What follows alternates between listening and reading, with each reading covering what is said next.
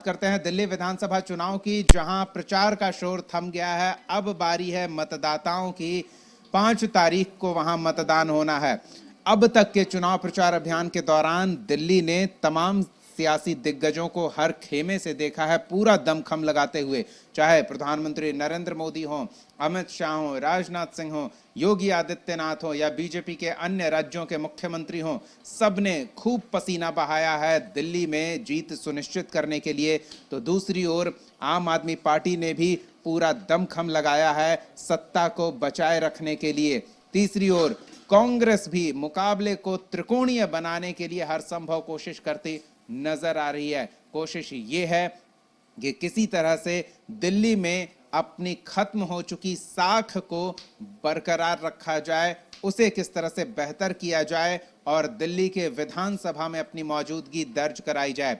BJP की यह कोशिश है कि जो गिनी चुनी संख्या है उसकी, उसे किस तरह से बेहतर किया जाए। सत्ता पर आने की एक बेहतर अवसर के तौर पर इस चुनाव को बीजेपी देख रही है, कांग्रेस भी से अपने लिए अवसर देख रही है, लेकिन चुनौती आम आदमी पार्टी के लिए है कि किस तरह से वो इन दोनों का सामना करके सत्ता में बनी रहे। हमारे साथ सहयोगी अंकित जुड़ रहे हैं, उनसे जानते हैं कि किस तरह का ये चुनाव प्रचार अभियान रहा और अब मतदाताओं के मन में क्या चल रहा होगा। हर एक दल के दावों को उन्होंने देखा है, जो वादे किए गए हैं उन वादों को अब परखेंगे मतदाता अगले 24 घंटे में। अंकित, इस तरीके से दीपक, दिल्ली में विधानसभा का चुनाव है, उसको देखते हुए भारतीय जनता पार्टी की बात करें, कांग्रेस पार्टी की बात करें, आम आदमी पार्टी की बात करें, तो उनकी तरफ से जो तमाम स्टार प्रचारक के रूप में उतारे गए थे, आम आदमी पार्टी की तरफ से भी लगातार दिल्ली के पूर्व मुख्यमंत्री, आम आदमी पार्टी के मुखिया अरविंद केजरीवाल हो या पंजाब के मुख्यमंत्री भगवंत मान हो, आतिशी हो या फिर मनीष सिसोदिया, संजय सिंह, लोग के साथ तमाम जो नेता हैं वो लगातार डोर टू डोर कैंपेन प्रचार प्रसार कर रहे थे। तो वहीं भारतीय जनता पार्टी की तरफ से प्रधानमंत्री नरेंद्र मोदी की तकरीबन 5 से 6 रैलियां दिल्ली के अंदर हुई। गृह मंत्री अमित शाह खुद बेचारे इस तरीके से काम कर रहे थे, डोर टू डोर कैंपेन कर रहे थे। लेकिन निश्चित तौर पर दीपक, सबसे बड़ा सवाल यह है कि जो गंगा यमुना का जो मुद्दा बना हुआ था, उसको देखते हुए जो आम आदमी पार्टी लगातार बीजेपी पर हमलावर थी और कहीं ना कहीं इलेक्शन कमीशन ऑफ इंडिया पर भी सवाल जिस तरीके से खड़े किए थे और लगातार एक दूसरे पर आरोप और प्रत्यारोप का दौर जारी था।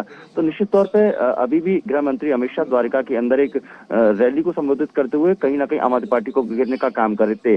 आज देर शाम को दिल्ली विधानसभा चुनाव को देखते हुए तकरीबन 5 बजे के करीब दिल्ली का जो प्रचार प्रसार का जो कार्य भारतीय जनता पार्टी की तरफ से किया जा रहा था या फिर आम आदमी पार्टी की तरफ से किया था, वो थम जाएगा। यानी कि इलेक्शन कमीशन ऑफ इंडिया की तरफ से गाइडलाइंस जारी की गई है, उसको देखते हुए शाम को 5 बजे दिल्ली की चुनावी रैलियां, रोड शो, जनसभाएं, जनता के बीच में जाना, कहीं ना कहीं उन पर आज शाम को विराम लग जाएगा। तो निश्चित तौर पर जो सत्ता और विपक्ष की जो तमाम पार्टियां थी लगातार जनता के बीच में जा रही थी। अब देखने वाली बात ये होगी जिस तरीके से 5 फरवरी को मतदान होना, उसको देखते हुए जो 8 फरवरी को रिजल्ट आएंगे वो किसके पक्ष में होंगे। बिल्कुल अंकित, हम ये भी समझना चाहेंगे कि किस तरह से जो फ्रीबीज है, क्योंकि कोई भी दल इससे अपने आप को दूर नहीं रख पाया, तो ये मतदाताओं को कितना आकर्षित कर पाएगा। और हर दल में ये होड़ रही है कि वो जनता को ज्यादा से ज्यादा तोहफा देने का वादा कर सके, तो इस होड़ में कौन आगे निकल पाएगा। आम आदमी पार्टी की तरफ से भी दिल्ली की जनता के लिए तमाम योजनाओं की सौगात देने का वादा किया गया है। तो वहीं भारतीय जनता पार्टी ने कहीं ना कहीं जिस या क्षमताएं जो भारतीय जनता पार्टी का संकल्प पत्र रहा है, उसमें आम आदमी पार्टी से ज्यादा देने का आम आदमी पार्टी की बात तो उन बातों पर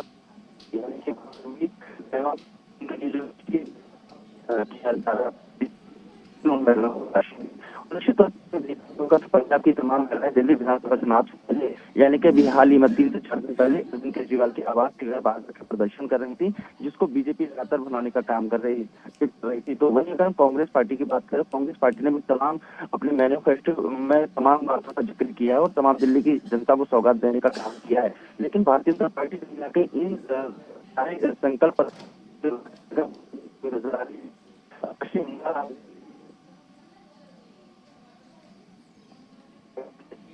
वहाँ पर तो वही काम किया है। केंद्र सरकार लगातार कामगारी कर रही है, लेकिन जो दिल्ली की सरकार है वो उन वादों को लेने पर खरा नहीं उतरी है। तो देश के प्रधानमंत्री नरेंद्र मोदी ने, आपने देखा कि जिस तरीके से जो झुग्गी वाला कैंपेन था उनको भी कारगर करने का साबित कि भारतीय जनता पार्टी की तरफ से किया गया। जो लोग झुग्गियों में रह रहे थे उनको कहीं ना कहीं जो आवास यानी कि फ्लैट देने का भारतीय जनता पार्टी ने किया है। तो इस बार दिल्ली विधानसभा की कारगर जी उतारे गए। तो योगी मुख्यमंत्री ईरानियों, भूपेंद्र यादव हो, पीयूष गोयल हो और जो तमाम बीजेपी शासित राज्यों के मुख्यमंत्री यानी कि उत्तराखंड के मुख्यमंत्री लगातार तकरीबन 15 दिन से दिल्ली में डेरा वो भी जा रहा है। तो यहाँ पर पूर्वांचल का वोटर के साथ उत्तराखंड का मतदाता भी बड़े पैमाने पर है। इसके हरियाणा के मुख्यमंत्री हो, राजस्थान के मुख्यमंत्री हो, वो लगातार जनता के बीच में जा रहे हैं। आम आदमी पार्टी की तरफ बिल्कुल। चलिए अंकित, अब एक चीज आपसे जानना चाहेंगे, पूरे चुनाव प्रचार अभियान के दौरान हर दल ने किस तरह से प्रचार किया है, कितना दमखम लगा रही है, ये सब आपने देखा है। मतदाताओं का मिजाज भी भांपने का प्रयास किया है। कशिश न्यूज अलग अलग इलाकों में मतदाताओं के पास पहुंचा है, उनका क्या मूड है ये मूड मीटर हमने पकड़ने का प्रयास किया है। अब ऐसे में ये समझना चाहेंगे कि क्या मुकाबला विभिन्न सीटों पर त्रिकोणीय ही होगा या कुछ खास जगहों पर अलग अलग दलों के मौजूदगी और अलग अलग नेताओं के प्रभाव के कारण मुकाबला त्रिकोणीय होगा, या अधिकांश सीटों पर आमने सामने का ही मुकाबला होगा? बिल्कुल, निश्चित तौर पर देखिए, जिस तरीके से आम आदमी पार्टी की तरफ से आम आदमी पार्टी के मुखिया जिस तरीके से नई दिल्ली से चुनाव लड़ रहे हैं, तो वहीं भारतीय जनता पार्टी की तरफ से भी पूर्व मुख्यमंत्री और पूर्व सांसद यानी कि पूर्व मुख्यमंत्री के बेटे साहिब सिंह वर्मा के बेटे प्रवेश वर्मा को टिकट दिया गया। तो इस बार जो मुकाबला है वो कहीं ना कहीं एकदम त्रिकोणीय है। लेकिन इस बार भारतीय जनता पार्टी का जो मतदाता होगा और जो मतदान होंगे उस समय, लेकिन जिस तरीके से भारतीय जनता पार्टी लगातार काम कर रही है उसको देखते हुए कांग्रेस पार्टी के आने से भारतीय जनता पार्टी को कहीं ना कहीं पल्ला भारी मिलता हुआ नजर आ रहा है। क्योंकि आम आदमी पार्टी और कांटे की टक्कर माने तो भारतीय जनता पार्टी आपस में दोनों की है, लेकिन जिस तरीके से लगातार कांग्रेस भी अपना प्रचार प्रसार कर रही है और बसपा की तरफ से तमाम कैंडिडेट उतारे गए, एनसीपी की तरफ से तमाम कैंडिडेट उतारे गए, तो ये सभी भारतीय जनता पार्टी के लिए कारगर साबित होगा। निश्चित तौर पर आम आदमी पार्टी भी लगातार दमखम के साथ कर रही है, लेकिन जब हमारे जो सहयोगी है वो लगातार दिल्ली के अंदर जनता के बीच में जा रहे थे, जनता का मूड भांपने का काम कर रहे थे, तो निश्चित तौर पे आम आदमी पार्टी को इस बार कहीं ना कहीं करारा झटका भी लग सकता है। चलिए, तो देखना दिलचस्प है कि अब मतदाता क्या तय करते हैं अगले 24 घंटे में, और फिर 5 तारीख को ईवीएम का कौन सा बटन दबाते हैं जिसका परिणाम अगले 2 दिन के बाद आएगा, और फिर पता चलेगा कि क्या आम आदमी पार्टी कुर्सी बचाने में कामयाब रही है। बीजेपी एक बार फिर पूरे प्रयासों के बावजूद क्या आम आदमी पार्टी से कुर्सी खींचने में कामयाब रही है, और कांग्रेस जो अपनी मौजूदगी वहां दर्शाने की कोशिश कर रही है वो कितनी मजबूती से इस चुनाव परिणाम में उभर कर सामने आती है। धन्यवाद अंकित इस तमाम बातचीत और जानकारी के लिए।